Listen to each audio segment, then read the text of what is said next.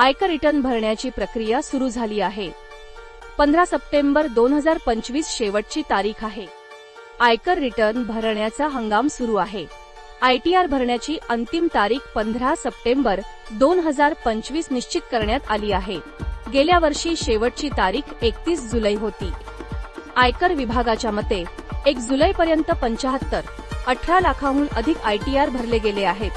त्यापैकी 71 लाखांहून अधिक आयटीआर पडताळले गेले आहे.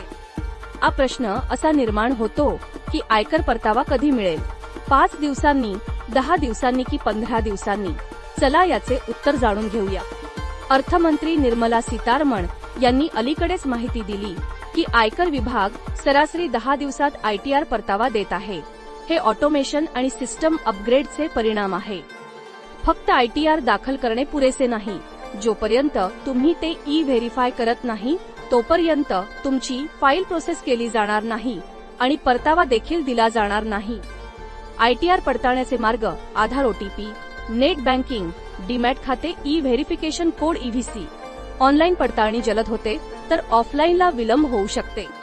परताव्यास विलंब होण्याची कारणे: ई-व्हेरिफिकेशन न करणे, पॅन आणि आधार लिंक नसणे, टीडीएस तपशिलांमध्ये त्रुटी, चुकीचे बँक तपशील, विभागीय सूचनेला उत्तर न देणे.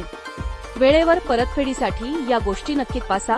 पॅन आणि आधार लिंक केलेले असावेत. योग्य बँक खाते आणि ऐशश कोड भरा. फॉर्म 16 आणि फॉर्म 20 अवशिष्ट जुळवा.